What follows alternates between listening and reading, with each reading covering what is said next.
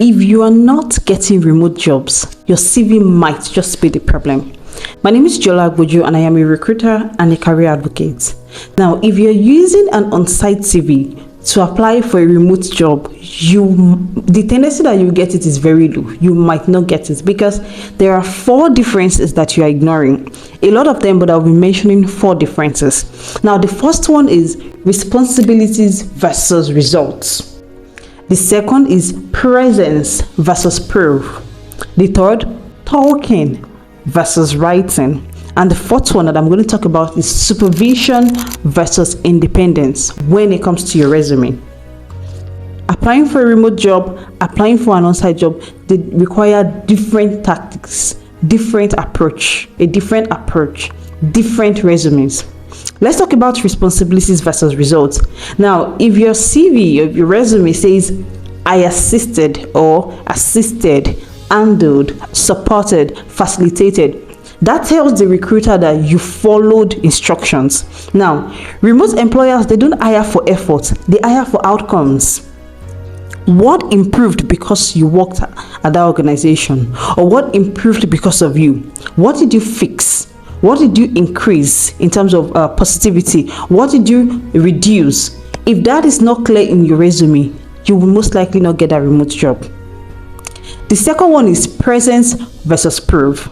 Now, if you're applying for an on-site job, there's every tendency that your manager will see you working, and from the physical relationship, they can see what you're doing, how well you work, how often you're engaged in your task. But if you're applying for a remote role, you're applying to be in a situation where nobody says anything.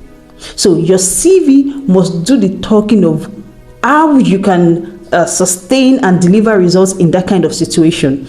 Your impact in your past organization that you did without being seen, without supervision, must be clearly written on your resume. Otherwise, they will assume that there is no impact.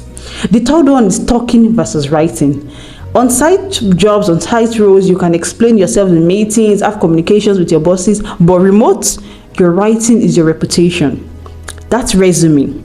The email you are sending, the body of the email, the messages, the text messages you are sending to the resume, that's how you're judged for a remote role. If it is vague, long, confusing, they won't even try to understand you because they don't have the time. They have other resumes to review. And if you cannot communicate yourself in a job application, how would you communicate well when you start to work remotely? The fourth one is supervision versus independence.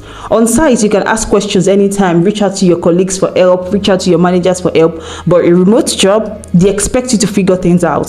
So your CV, your resume that you're using to apply for that remote job, for that remote role, must show that you can manage tasks. It must show that you can solve problems and that you don't need to be followed, you don't need constant follow-up.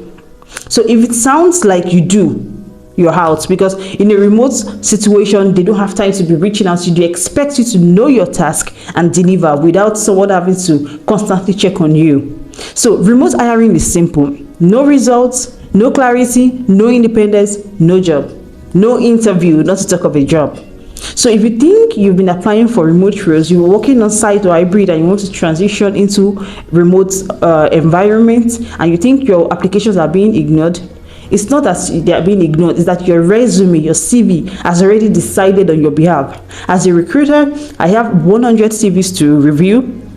I open your CV, the first 2-3 seconds to 6 seconds that I spend on your resume, I am not convinced. I don't want to employ, or I don't want to recruit a candidate that I have to constantly, that the manager that has to constantly be following up on. That speaks negatively of the recruiter. So they are going to look into resumes, into the CVs of individuals that clearly indicated how they were able to solve issues, how they were able to work independently, how they were able to communicate effectively.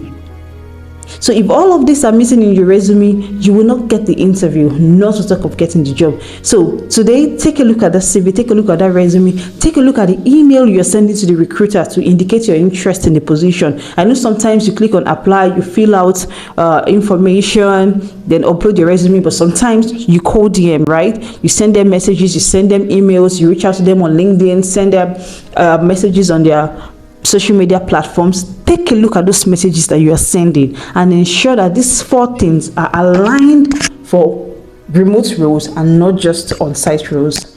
See you in my next video. I share valuable tips and insights that helps you with your job applications, your resume, and your career. I'm Jola Agbojo.